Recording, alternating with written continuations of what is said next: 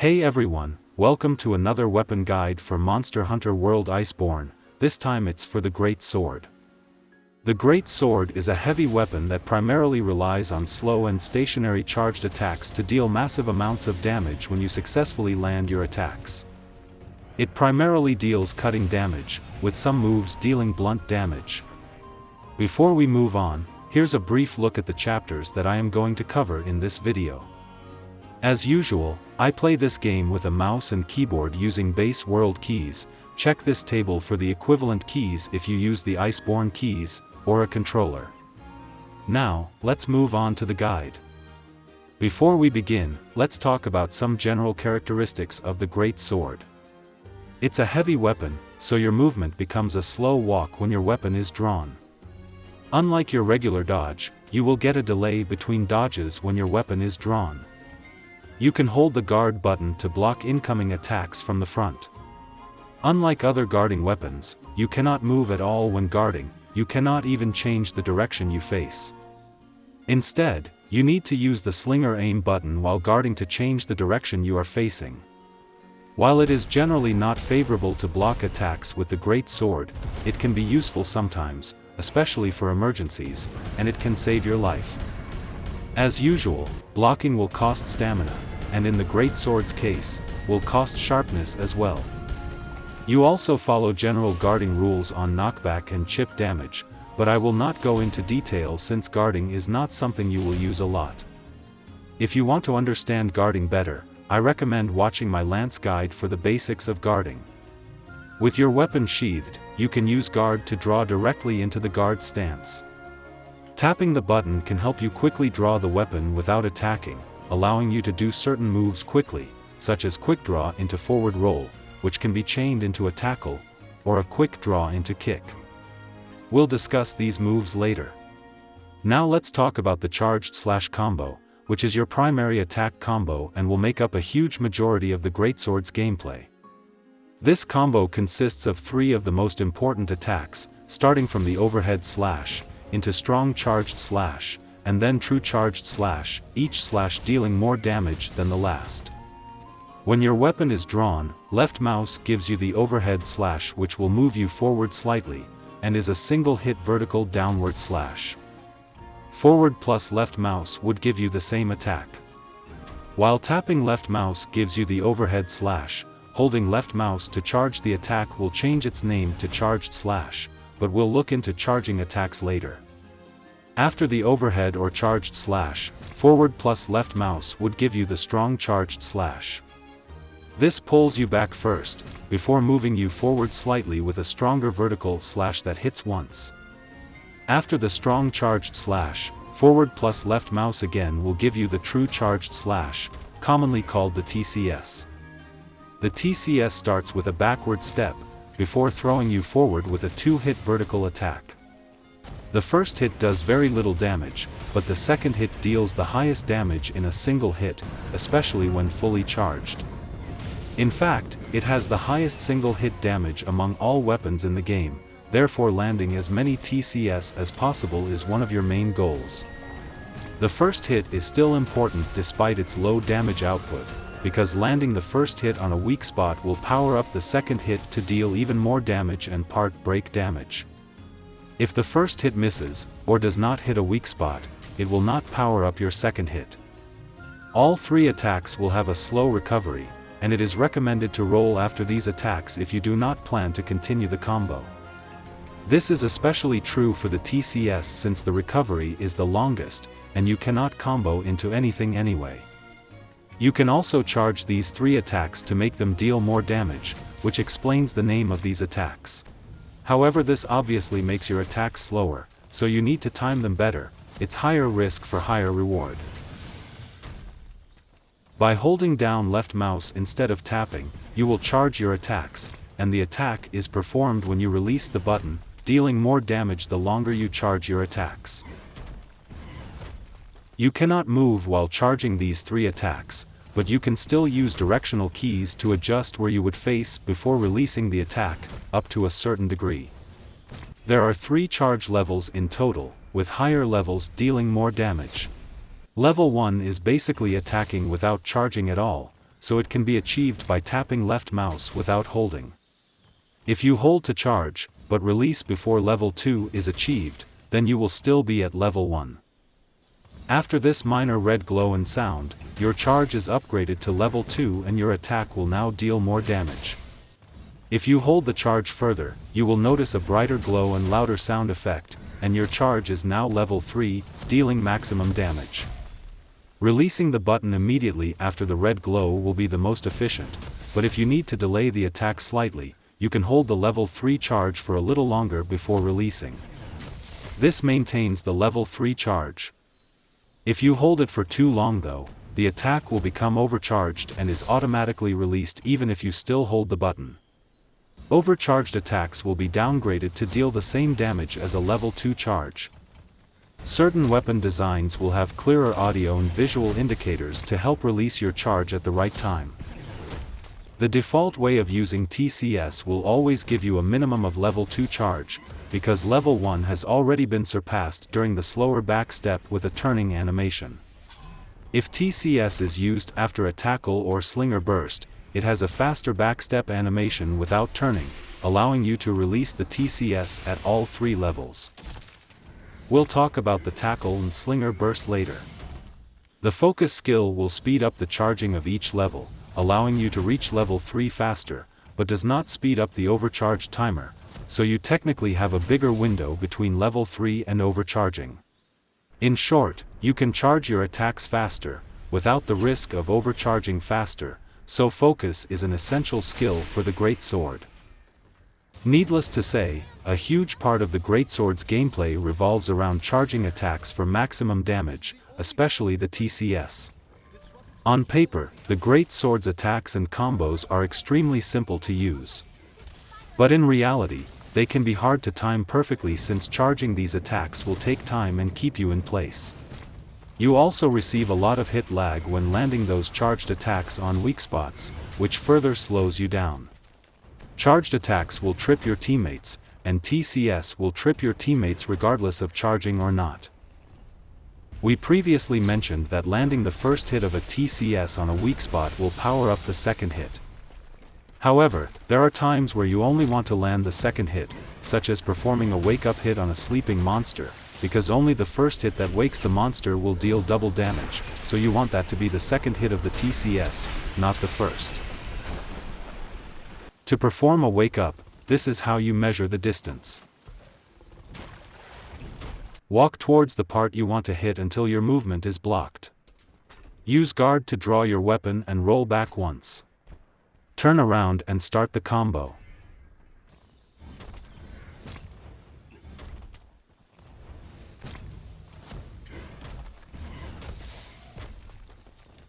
Keep in mind that the roll distance here is without evade extender, and sometimes monster body parts may have inconsistent measurements, but this is a general guideline that works most of the time. Next, let's look at your basic draw attack, which is part of the primary attack combo. When your weapon is sheathed, neutral left mouse will ready your weapon without attacking as usual. Forward left mouse will perform a draw attack in the form of an overhead slash, which is exactly the same attack as the overhead slash we previously mentioned, but the draw attack version is faster. You can use it after a roll to quickly catch up to monsters, but make sure to only tap the button once, because spamming the button will result in a much slower attack since the game mistakes your input as an attempt to charge the attack. As expected, this draw attack can also be charged directly when your weapon is sheathed, and you can either hold left mouse to charge, or you can include a directional input. You can charge after rolling as well. Since the Greatsword lacks mobility, you will be sheathing your weapon a lot, therefore you will most likely be using the draw attack version of overhead or charged slash more than the regular version. Since it's the same attack, it also acts as the first hit of the charged slash combo. Here's an extra tip. If you are only charging one of the first 2 attacks, they actually take different amounts of time to complete. Fully charging the first attack and not charging the second will deal more damage, but is slightly slower compared to not charging the first attack and fully charging the second. This speed difference is even more obvious when you are using the draw attack version, since the draw attack overhead is much faster. Next, let's talk about the tackle, which is one of your best defensive options. The tackle is a forward-moving shoulder tackle that provides you with hyper armor, while also dealing one hit of blunt damage to anything you collide with, potentially stunning monsters when hitting the head. The tackle can be accessed in various different ways, which we will discuss along the way. Firstly, while in the middle of charging any of the 3 charged slashes we discussed, you can use right mouse to interrupt the charging with a tackle. While the tackle itself cannot be charged, it will carry the charge level from the charged attack that comes before it, dealing higher damage and part break damage, while also applying more stun build-up. As mentioned, you receive hyper armor while performing the tackle, which will reduce the damage you receive, while making you immune to knockbacks, roars, stuns, and wind pressure. This helps you to tank through attacks and roars that will otherwise hit you and interrupt your charged attack.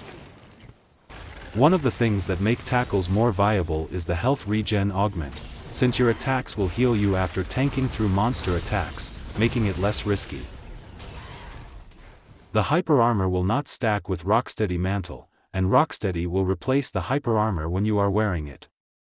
As usual, hyper armor does not work against grabs, pins and status effects. Using left mouse after a tackle also skips to the next charged slash, so you can effectively skip each charged slash to quickly reach the TCS, and even the TCS charge itself can be delayed endlessly. Do keep in mind that tackling will cost stamina though. Now let's look at the other ways to access the tackle. With your weapon drawn, left mouse directly after a dodge roll will also give you the tackle. If your weapon is sheathed, this is where you can use the quick weapon draw I mentioned earlier, where you quickly guard and immediately dodge roll, followed by tackle. After forward and backward rolls, you must use left mouse immediately to get the tackle. If you delay the input, you will get an overhead instead of tackle. However, after left or right dodges, you have a slightly longer window to add your tackle. This means you can choose to tackle early or delay your tackle slightly.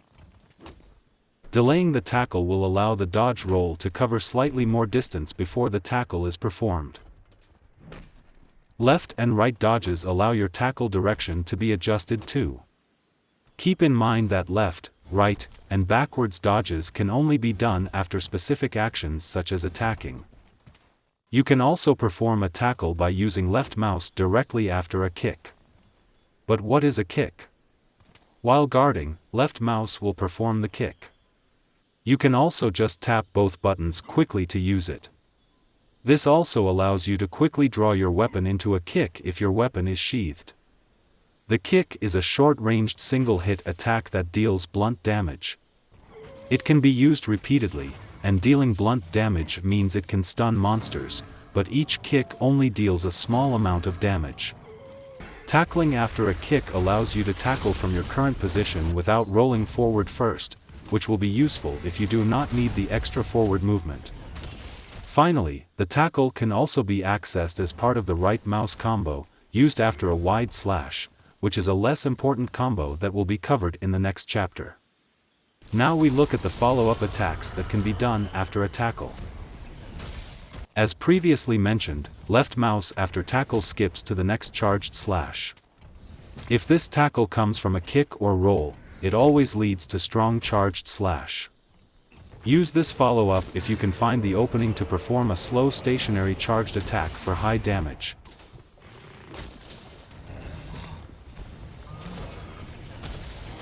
Right mouse after a tackle will lead into the jumping wide slash instead, which is a forward-moving sweep that hits once from the right to left.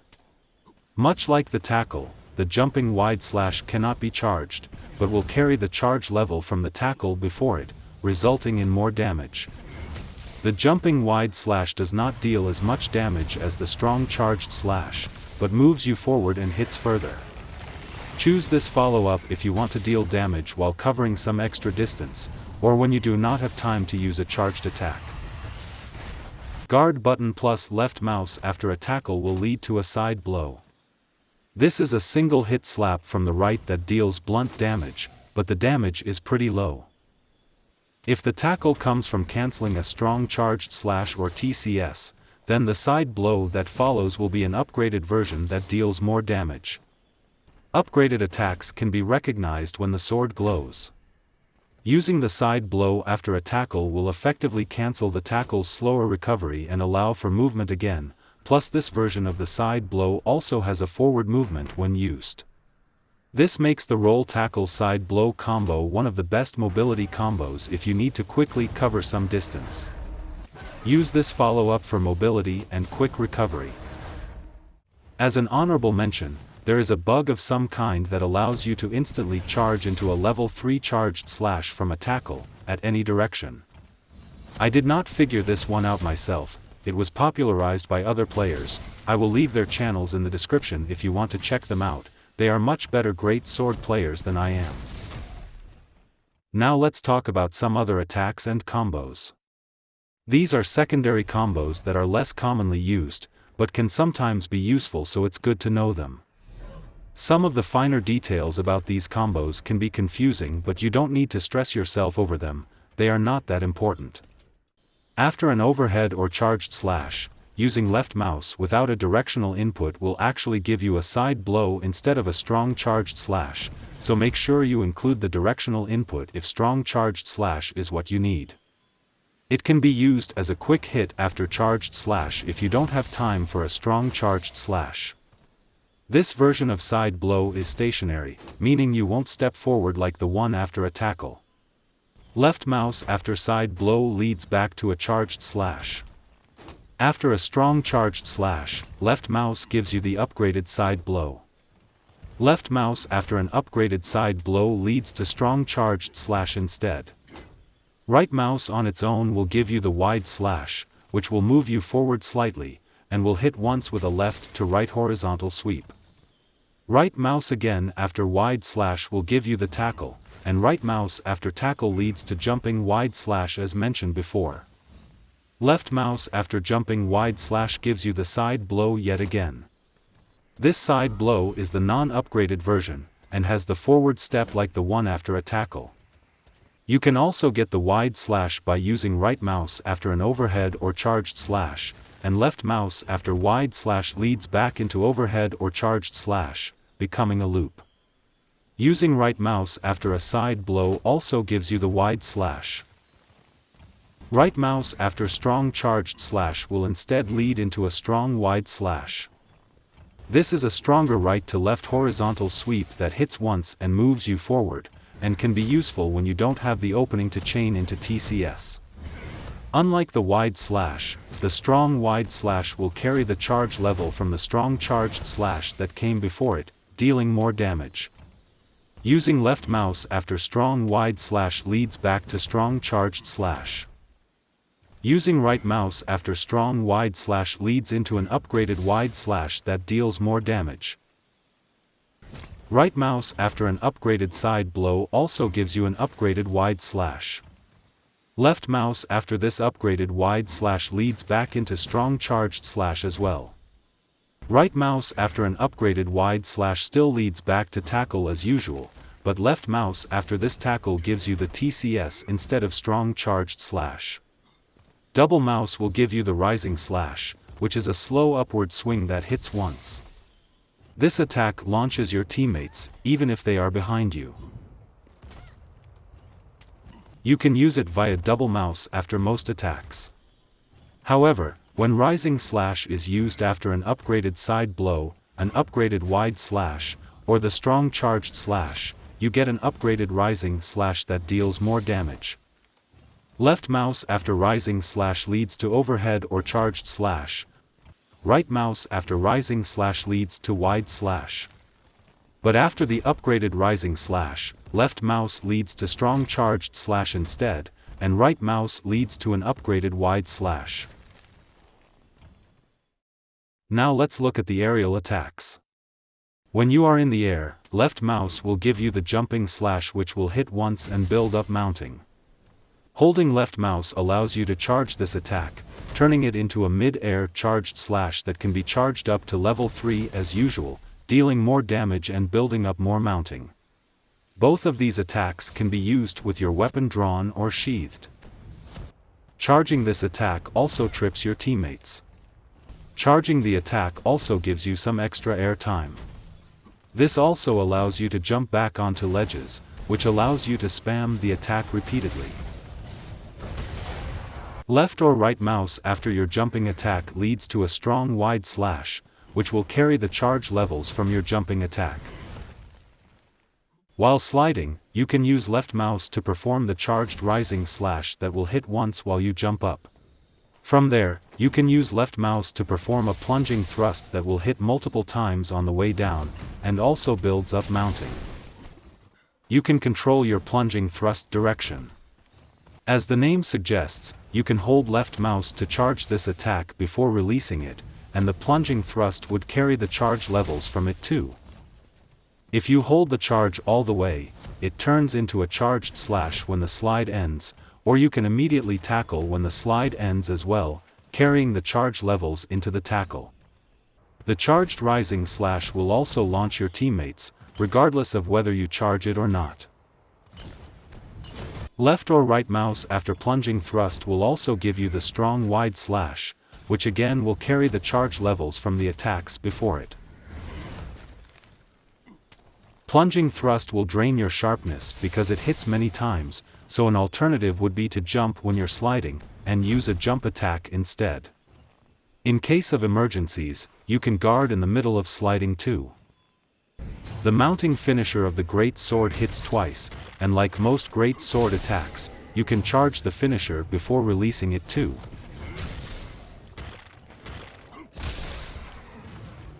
Next let's talk about the Slinger Burst, which is only available with Iceborne. After most of your attacks, you can use the Slinger Aim button to perform a Slinger Burst if you have Slinger ammo equipped.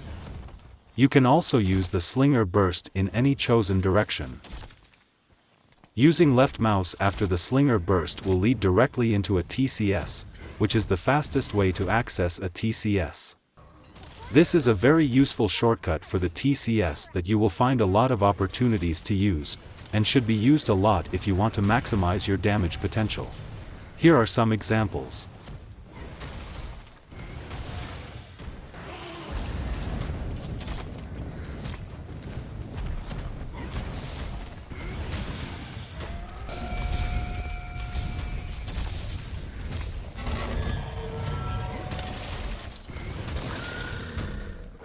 The effects of the Slinger ammo will still apply through the burst. Combining it with the tackle mobility combo mentioned earlier will quickly help you to reposition and perform a TCS as well.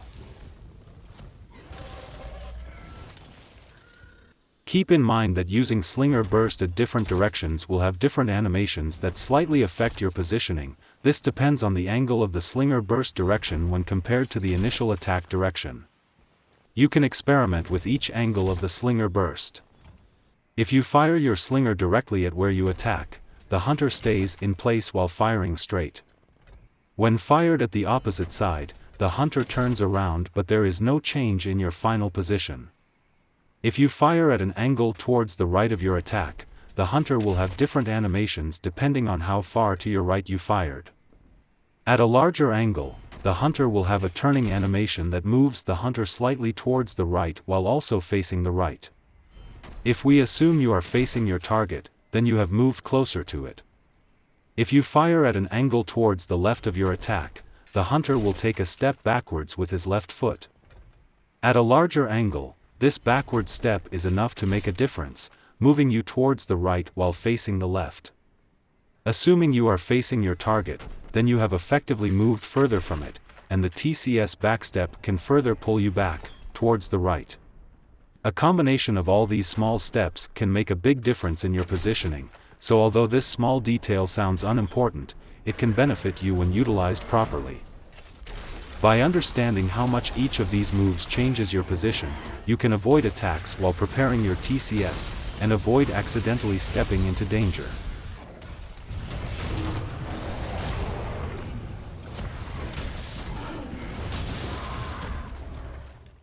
Right mouse after a Slinger Burst gives you the upgraded wide slash, which is definitely not as important as the TCS, but can be considered if you have no time to TCS. You cannot Slinger Burst after a TCS, after a strong wide slash, and after plunging thrust. You also cannot Slinger Burst after non-weapon attacks such as the kick and tackle.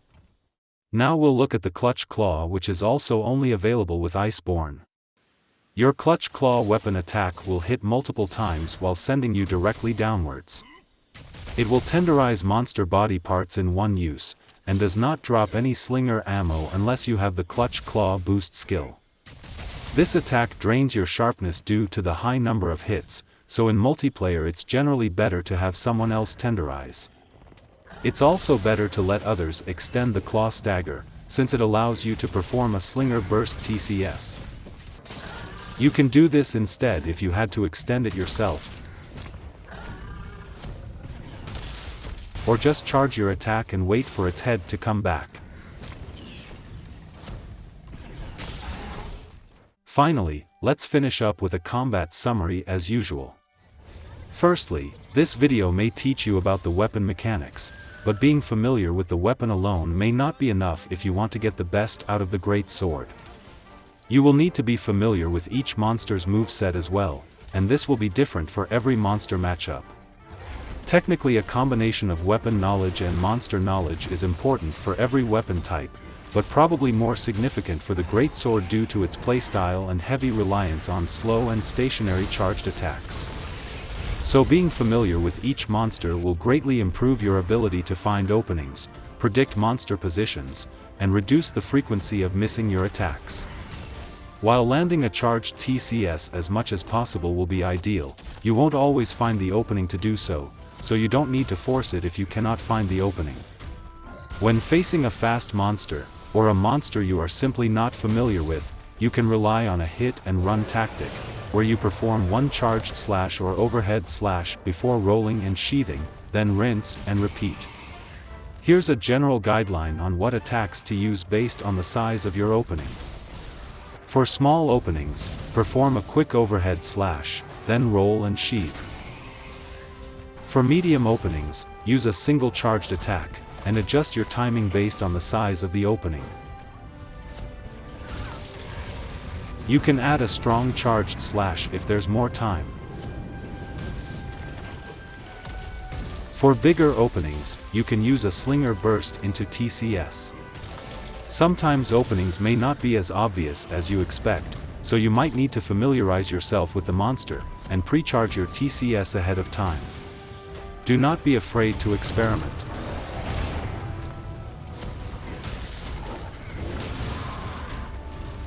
For extra large openings, such as when the monster is down, you can use the full TCS combo.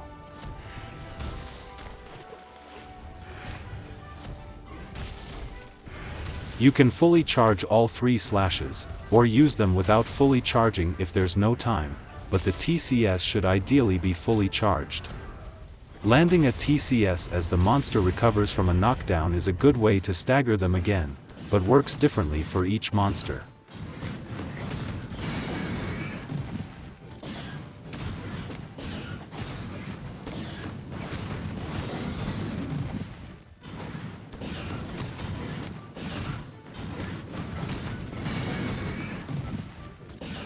For extra large openings, you can also try to Slinger TCS twice, especially by combining it with the mobility combo into another Slinger TCS. Try to always carry Slinger ammo if possible, since it gives you the option to access this powerful combo. Utilize the tackle's hyper armor to your advantage, and use its various follow-ups depending on whether you have the opening for a strong and stationary charged attack, or if you need an attack with longer reach and forward movement. Or maybe you need mobility to move quickly, which again can be chained into a Slinger TCS. You can refer to the tackle chapter again if needed. Aside from the usual offensive and defensive skills, here are some core skills that are useful for the Great Sword. Focus is obviously important since it speeds up the charging of your attacks. Frostcraft, punishing draw and critical draw will find itself useful since you will often sheath and use draw attacks. Earplugs are situational, but can be useful for charging your TCS without being interrupted. In most cases you can just tackle through the roars. Handicraft or other sharpness management skills will be useful too, especially since the tenderizing attack drains sharpness quickly. Slinger capacity is a bonus skill to consider so that you can hold more slinger ammo, as well as keep some ammo after performing wall bangs. The health regen augment is great for this weapon since it heals you by a huge amount when you land your heavy hitting attacks, especially useful after tanking through attacks with the tackle. With that being said, I will end this video here. Hopefully this has helped you understand the greatsword better. Thank you again for your time, and thanks for watching.